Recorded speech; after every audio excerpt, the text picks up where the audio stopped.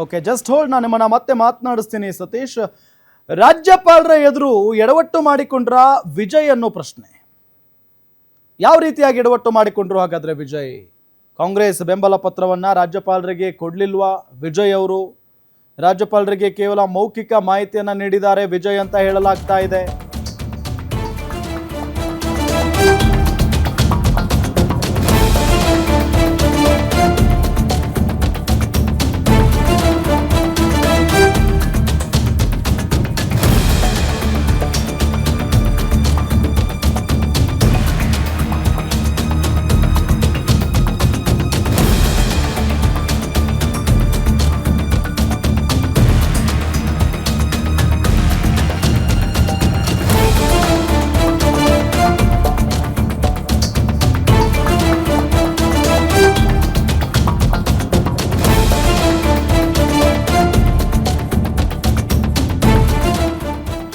ರಾಜ್ಯಪಾಲರಿಗೆ ಕೇವಲ ಮೌಖಿಕ ಮಾಹಿತಿಯನ್ನ ನೀಡಿದ್ದಾರೆ ವಿಜಯ್.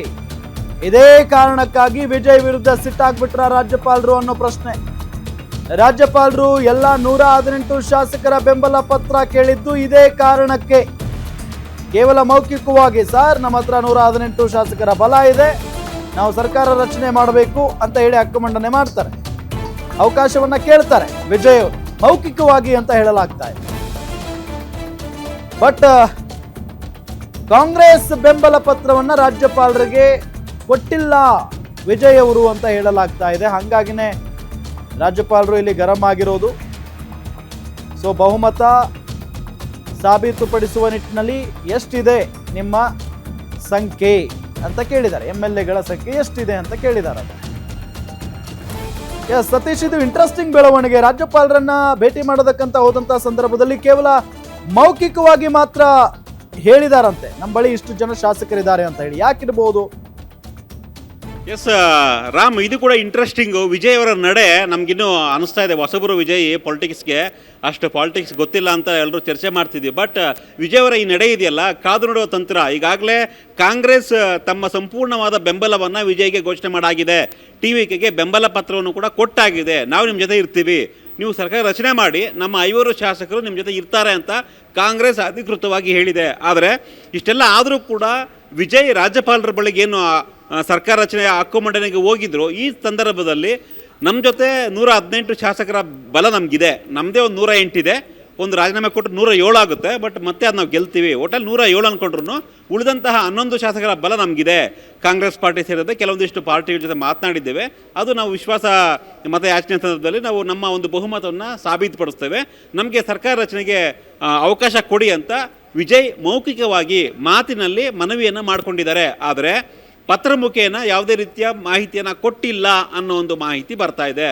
ಇಲ್ಲಿ ಮತ್ತೊಂದು ಇಂಟ್ರೆಸ್ಟಿಂಗ್ ರಾಮ್, ನಾನು ಆಗಲೇ ಮಾತಾಡ್ತಾ ಇದ್ದೆ, ADMKಯ ಒಂದು 30 ಶಾಸಕರು ಎಲ್ಲೋ ಒಂದು ಕಡೆ TVKಗೆ ಬಂದುಬಿಡ್ತಾರೆ ಅನ್ನೋ ಒಂದು ಚರ್ಚೆ ಆಗ್ತಾ ಇದೆ. ADMK ಈಗ 3 ಭಾಗಗಳ ಇಬ್ಬಾಗ ಆಗ್ತಾ ಇದೆ. 2 ಭಾಗ ಅಲ್ಲ, 3 ಭಾಗ ಆಗಿ ಡಿವೈಡ್ ಆಗ್ತಾ ಇದೆ. ಒಂದು ಷಣ್ಮುಗಮ್ಮು, ಇನ್ನೊಂದು ಪಳನಿಸ್ವಾಮಿ, ಮತ್ತೊಂದು ಒಬ್ಬ ಯಾರು ಜಯಲಲಿತಾ ಅವರ ಆಪ್ತ ಒಬ್ಬರಿದ್ದರು, ಅವ್ರ ಜೊತೆ ಒಂದು 20 ಜನ ಶಾಸಕರಿದ್ದಾರೆ ಅನ್ನೋ ಲೆಕ್ಕಾಚಾರ ಇದೆ. ಸೊ ಒಟ್ಟು 3 ಭಾಗಗಳಾಗಿ ADMK ವಿಂಗಡಣೆ ಆಗ್ತಾ ಇದೆ. ಇದರಲ್ಲಿ ಎರಡು ಭಾಗ ಅಂದರೆ ಷಣ್ಮುಗ ಮತ್ತು ಇನ್ನೊಂದು ಟೀಮು ಸುಮಾರು 33 ಶಾಸಕರು ADMK ಶಾಸಕರು TVKಗೆ ಬರೋದಕ್ಕೆ ತುದಿಗಾಲಲ್ಲಿ ನಿಂತ್ಕೊಂಡಿದ್ದಾರೆ, ರೆಡಿಯಾಗಿದ್ದಾರೆ. ಒಂದು ವೇಳೆ ಅವ್ರು ಬಂದುಬಿಟ್ರೆ TVKಗೆ ಬೇರೆಯವ್ರ ಸಪೋರ್ಟ್ ಬೇಕಾಗಿಲ್ಲ, ಅಥವಾ ಕಾಂಗ್ರೆಸ್ ಅಥವಾ ಮುಸ್ಲಿಂ ಲೀಗೋ CPI ಈ ಪಕ್ಷಗಳ ಬೆಂಬಲ ಬೇಕಿರಲಿಲ್ಲ. ಸೊ ಹೀಗಾಗಿನೇ ಕಾದು ನೋಡುವ ತಂತ್ರಕ್ಕೆ ಬಹುಶಃ ವಿಜಯ್ ಮೊರೆ ಹೋಗಿದ್ದಾರಾ ಅನ್ನೋ ಚರ್ಚೆ ಆಗ್ತಿದೆ. ನಾನು ಆರಂಭದಲ್ಲೇ ಹೇಳಿದೆ, ರಾಜ್ಯಪಾಲರ ಬಳಿ ಏನು ಹೋಗಿದ್ದಾರೆ ವಿಜಯ್, ನಮಗೆ ಸರ್ಕಾರ ರಚನೆಗೆ ಅವಕಾಶ ಕೊಡಿ ಅಂತ ಕೇಳ್ತಾರೆ. ದೊಡ್ಡ ಪಕ್ಷ ಆಗಿರೋದ್ರಿಂದ ಬಹುಶಃ ರಾಜ್ಯಪಾಲರು ಅನುಮತಿ ಕೊಟ್ಟೇ ಕೊಡ್ತಾರೆ. ಆ್ಯಸ್ ಪರ್ ಕಾನ್ಸ್ಟಿಟ್ಯೂಷನ್ ಅದಕ್ಕೆ ಅವಕಾಶ ಕೊಡಬೇಕು. ಕೊಟ್ಟ ನಂತರ ತಮಿಳುನಾಡು ವಿಧಾನಸಭೆಯಲ್ಲಿ ಬಹುಮತವನ್ನು ಸಾಬೀತುಪಡಿಸಬೇಕು. ಒಂದು ವೇಳೆ ಈಗ ರಾಜ್ಯಪಾಲರು ಅವಕಾಶ ಕೊಟ್ಟ ನಂತರ ನಾಳೆನೋ ನಾಳಿದ್ದೋ CM ಆಗಿ ಪ್ರಮಾಣ ಸ್ವೀಕರಿಸಿದ ನಂತರ ಅವ್ರಿಗೊಂದು ಟೈಮ್ ಕೇಳ್ತಾರೆ, ಮತ್ತು ರಾಜ್ಯಪಾಲರಿಗೆ ಅಥವಾ ಸ್ಪೀಕರ್ಗೆ, ನಾವು ಇವತ್ತು ಇಂಥ ಡೇಟು ಟೈಮ್ಗೆ ನಾವು ನಮ್ಮ ಬಹುಮತವನ್ನು ಸಾಬೀತುಪಡಿಸ್ತೇವೆ, ನಮಗೆ 1 ವಾರ ಟೈಮ್ ಕೊಡಿ ಅಂತ ಕೇಳಬಹುದು. ಆ 1 ವಾರದ ಟೈಮ್ ಒಳಗಡೆ ವಿಜಯ್ ತನ್ನ ರಾಜಕೀಯ ಚಾಣಕ್ಷತೆಯನ್ನು ಇಲ್ಲಿ ಮೆರಿಬಹುದು. ವಿಜಯ್ TVK ಪಕ್ಷಕ್ಕೆ ADMKಯ ಶಾಸಕರನ್ನು ಸೇರಿಸ್ಕೊಳ್ಬಹುದು. 3/2 ಶಾಸನ ಸೇರಿಸ್ಕೊಂಡ್ರೆ ಅವರು TVKಯ ಶಾಸಕರಾಗಿ ಪರಿವರ್ತನೆ ಆಗ್ತಾರೆ.